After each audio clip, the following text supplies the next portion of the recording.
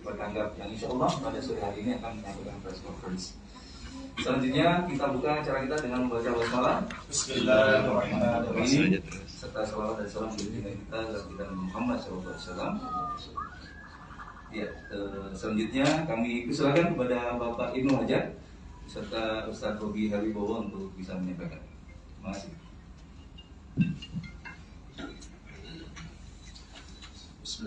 Assalamualaikum warahmatullahi wabarakatuh. Alhamdulillahirrahmanirrahim. Kita bersyukur pada Allah SWT yang telah memberikan kepada kita nikmat sehingga pada hari ini kita diberikan kesehatan. Dan rekan-rekan media yang saya hormati, terima kasih atas kehadirannya. Dan mohon maaf, mungkin ada beberapa yang sudah menunggu dari siang. Semoga hari ini tetap sehat ya sampai sore hari ini. Sore hari ini kami akan menyampaikan beberapa hal terkait dengan beberapa pemberitaan saat ini. Ya. Satu hal yang barangkali kami ingin sampaikan adalah permohonan maaf yang luar biasa, sebesar-besarnya kepada masyarakat.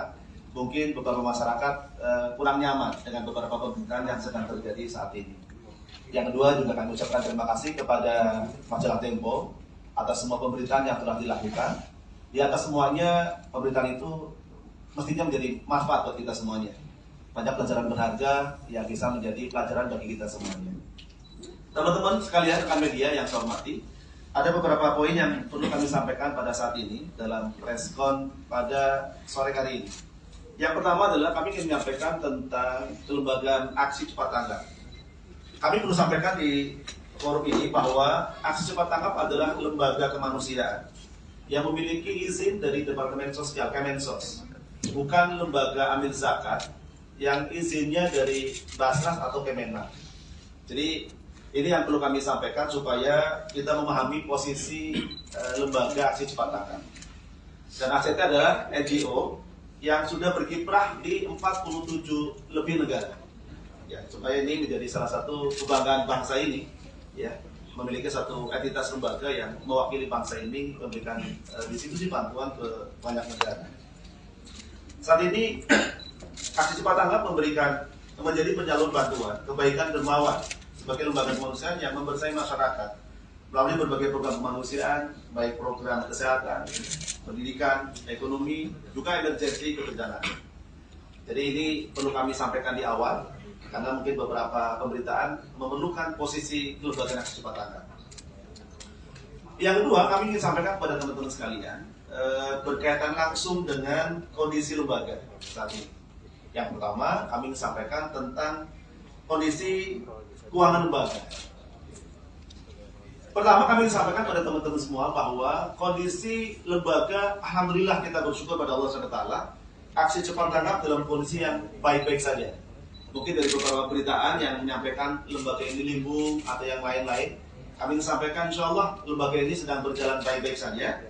Dan kita bersyukur secara keuangan, aksi cepat tanggap konsisten. Sejak tahun 2005 lembaga ini berdiri di 21 April sampai saat ini, setiap tahun lembaga disiplin melakukan audit.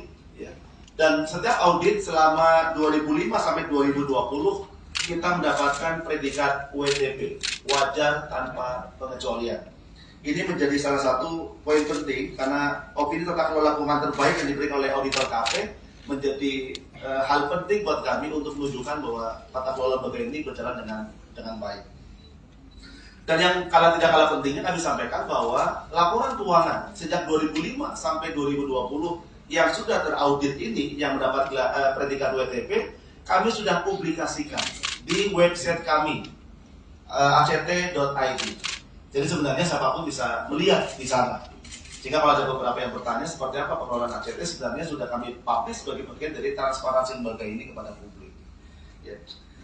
Yang kedua tentang SDM lembaga, ya, karena sempat ada beberapa pertanyaan dari beberapa rekan media. Ya, alhamdulillah kita bersyukur SDM lembaga saat ini dalam kondisi yang baik-baik saja dan kondisinya malah luar biasa, unjuk kerjanya luar biasa. Kalau mungkin sebelumnya banyak SDM lembaga yang kerja dengan tekanan, kami sampaikan saat ini SDM lembaga kerja dalam kondisi kesadaran yang sangat baik. Kontribusi ini dan kesadaran keumatan ini menjadikan kami bersyukur memiliki SDM lembaga yang terbaik saat ini. Yang kedua, karena kita memahami sejak pandemi COVID menghantam bangsa kita dan ini sudah tahun ketiga, ya, tidak menutup kemungkinan beberapa, bukan cuma lembaga kami, Aksi Cepat Tanggap, juga beberapa perusahaan-perusahaan atau beberapa lembaga-lembaga mengalami dampaknya. Tidak terkecuali lembaga Aksi Cepat Tanggap, sehingga saat ini di tahun 2021, ya, awal 2021 kami memiliki jumlah SDM 1.688 orang, dan pada saat ini jumlah SDM terkini pada Juli 2022 ini jumlahnya tinggal 1.128. Ada pengurangan-pengurangan ini sebagai bagian dari kami berharap penurunan karyawan ini untuk meningkatkan produktivitas kerja. Ya, di samping kita coba optimalkan beberapa kondisi karyawan, karena saat ini mengharuskan lembaga ini harus bisa berjalan dengan lebih baik ke depan. Ya. Ini poin penting yang barangkali kami ingin sampaikan kepada teman-teman sekalian. Ya. Nah, terkait dengan beberapa kondisi ini kami ingin sampaikan, karena sempat dipublikasikan di majalah Tempo kemarin tentang kejadian di 11 Januari. Kami ingin sampaikan bahwa kejadian 11 Januari ini adalah kemauan dari semua elemen pemimpin lembaga, bukan cuma di kantor pusat, juga di cabang-cabang. Adanya sebuah kesadaran kolektif dari kita semuanya untuk memperbaiki beberapa kekurangan-kekurangan yang ada di lembaga. Sehingga pada saat itu semua leader lembaga, baik dari pusat atau di daerah, ya, datang ke Jakarta untuk memberikan nasihat dan masukan kepada pemimpin sebelumnya, ya, atas beberapa kondisi.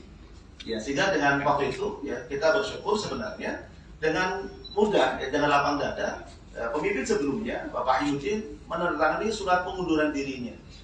Ya, kenapa kami sampaikan sebagai bagian dari nasihat, sebagai bagian dari masukan-masukan baik dari tim lembaga, karena waktu itu sebenarnya kami dibersamai oleh Dewan Syariah sebagai bagian. Jadi kalau diberitakan ada yang sampai kata-kata kasar, menunjuk-nunjuk dan yang lain-lain, kami sampaikan tidak terjadi di forum itu.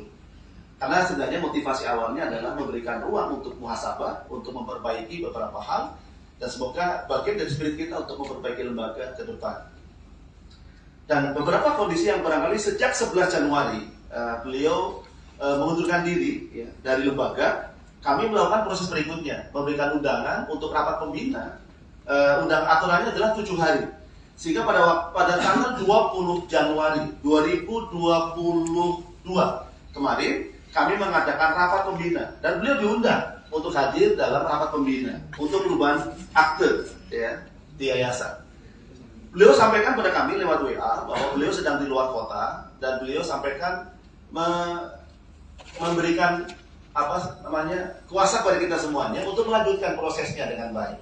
Ya, beliau setuju prosesnya dijalankan dengan baik, dan beliau sampaikan nanti kalau beliau sudah diperlukan tanda tangan basahnya sepulang dari luar kota, maka beliau berkenan diatur waktunya. Jadi sampai tanggal 20 Januari kondisinya baik-baik saja, gitu ya. Maka ini yang barangkali perlu kami sampaikan untuk menepis beberapa informasi seolah-olah pada tanggal 11 Januari terjadi semacam kudeta atau apa yang suasananya jadi nggak enak, ya. Ini kami ingin sampaikan. Dan ada beberapa hal yang barangkali kami ingin sampaikan di forum ini, ya. Semoga ini menjadi spirit buat kita semuanya, karena kami ingin sampaikan 11 Januari menjadi momentum. Semua kita, lembaga, SDM lembaga, ya, memiliki kesadaran kolektif untuk melakukan perbaikan-perbaikan kepada perbaikan-perbaikan lembaga, khususnya dalam memaksimalkan pelayanan kepada masyarakat. Nah, beberapa informasi yang disampaikan tentang kondisi di berita-berita yang mungkin teman-teman lihat, sebenarnya jawaban resmi atas beberapa pemberitaan yang disampaikan oleh Tempo, saya sendiri sudah pernah menyampaikan. Kalau teman-teman membaca, sudah ada dalam interview yang disampaikan. Cuma mungkin banyak di anggota masyarakat yang membacanya tidak semuanya bisa membaca, melihat dari halaman sampul, ya. Sehingga masih banyak mungkin yang minta konfirmasi kepada kita, informasi-informasi yang sebenarnya seperti apa. Nah, nyambung beberapa informasi yang kami sampaikan, karena sempat beredar informasi tentang beberapa fasilitas atau gaji yang diberikan kepada SDM lembaga. Kami disampaikan yang pertama, ya, sejak 11 Januari 2022 berlaku, dan tanggal 20 Januari terjadi pergantian akte yayasan, karena pergantian pembina dan pengurus yayasan. Maka sejak saat itu alhamdulillah kita bersyukur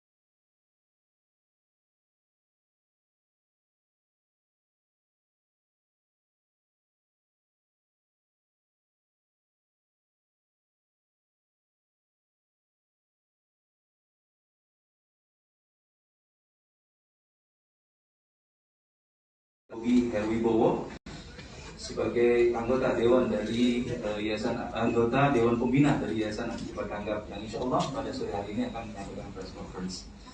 Selanjutnya kita buka acara kita dengan membaca basmalah. Bismillahirrahmanirrahim. Serta salawat dan salam junjungan kita kepada Muhammad SAW.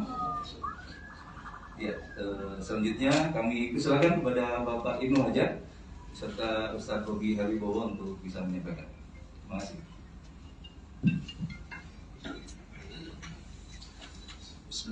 Assalamualaikum warahmatullahi wabarakatuh.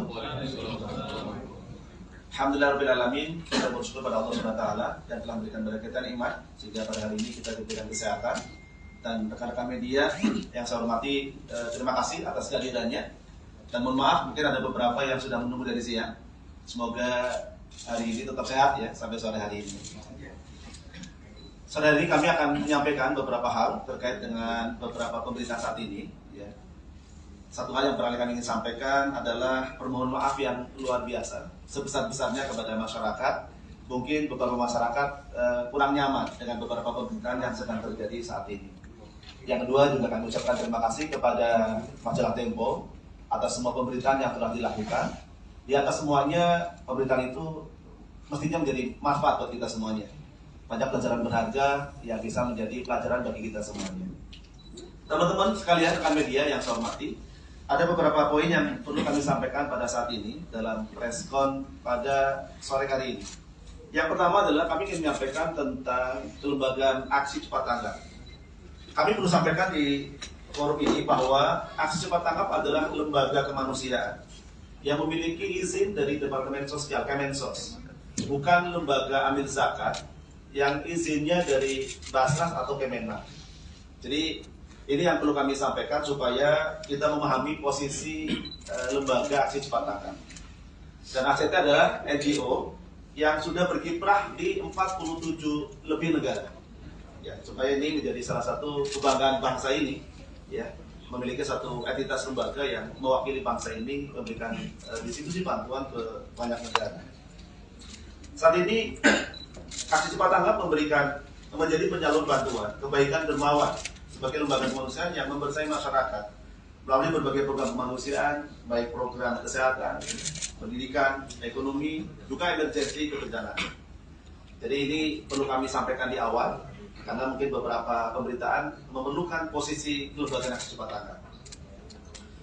Yang kedua, kami ingin sampaikan kepada teman-teman sekalian berkaitan langsung dengan kondisi lembaga saat ini.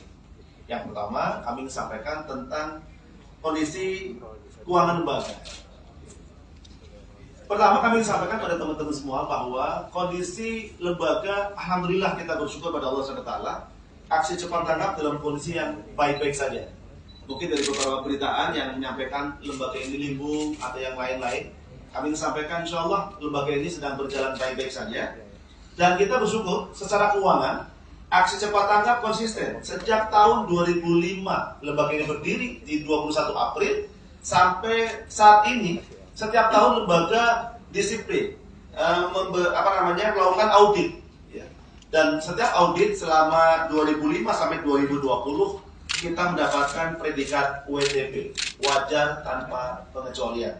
Ini menjadi salah satu poin penting karena opini tata kelola keuangan terbaik yang diberikan oleh auditor KP menjadi hal penting buat kami untuk menunjukkan bahwa tata kelola lembaga ini berjalan dengan baik.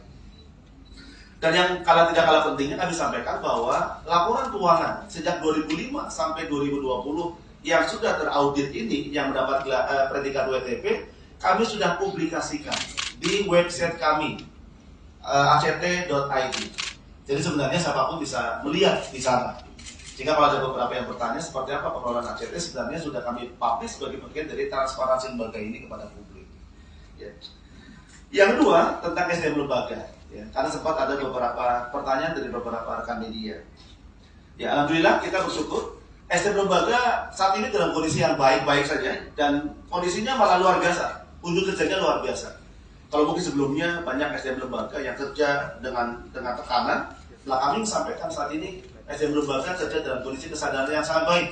Kontribusi ini dan tentang keumatan ini menjadikan kami bersyukur memiliki SDM lembaga yang terbaik saat ini.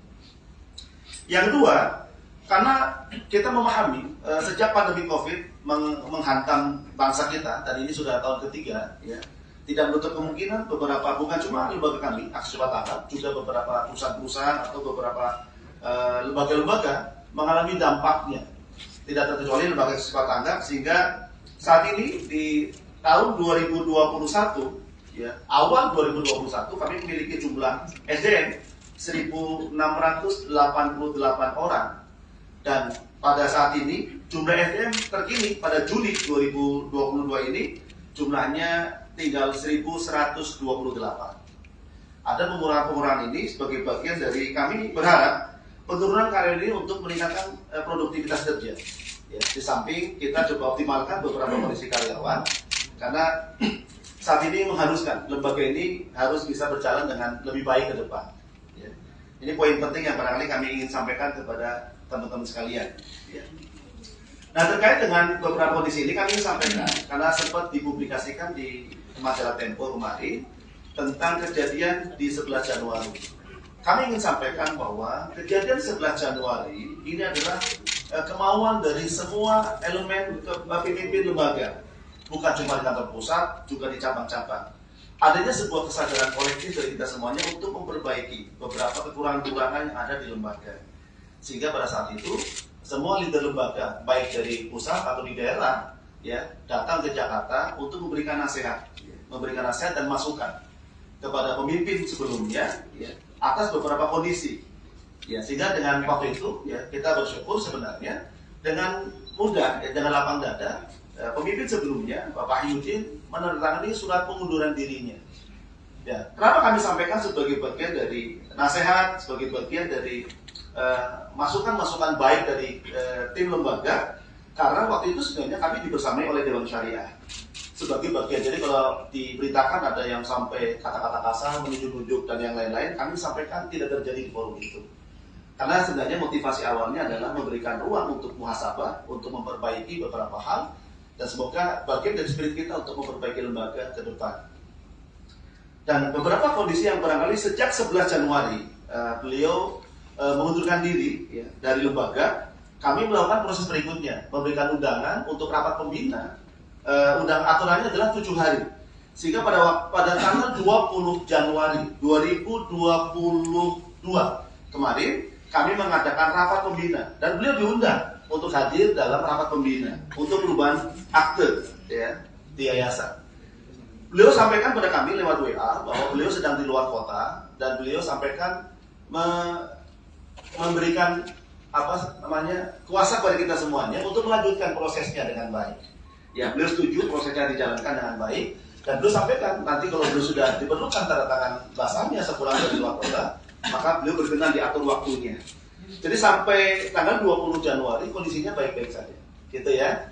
Maka ini yang barangkali perlu kami sampaikan untuk menepis beberapa informasi seolah-olah pada tanggal 11 Januari terjadi semacam kudeta atau apa yang suasananya jadi nggak enak, ya. Ini kami ingin sampaikan. Dan ada beberapa hal yang barangkali kami ingin sampaikan di forum ini, ya. Semoga ini menjadi spirit buat kita semuanya, karena kami ingin sampaikan 11 Januari menjadi momentum. Semua kita, lembaga, SDM lembaga, ya, memiliki kesadaran kolektif untuk melakukan perbaikan-perbaikan kepada perbaikan-perbaikan lembaga, khususnya dalam memaksimalkan pelayanan kepada masyarakat. Nah, beberapa informasi yang disampaikan tentang kondisi di berita-berita yang mungkin teman-teman lihat, sebenarnya jawaban resmi atas beberapa pemberitaan yang disampaikan oleh Tempo, saya sendiri sudah pernah menyampaikan. Kalau teman-teman membaca, sudah ada dalam interview yang disampaikan. Cuma mungkin banyak di anggota masyarakat yang membacanya tidak semuanya bisa membaca, melihat dari halaman sampul, ya. Sehingga masih banyak mungkin yang minta konfirmasi kepada kita, pemberitaan informasi-informasi yang sebenarnya seperti apa. Nah, nyambung beberapa informasi yang kami sampaikan karena sempat beredar informasi tentang beberapa fasilitas atau gaji yang diberikan kepada SDM lembaga.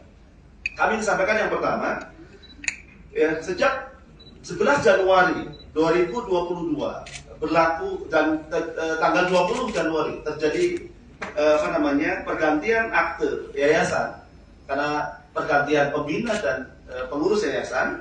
Maka sejak saat itu alhamdulillah kita bersyukur kita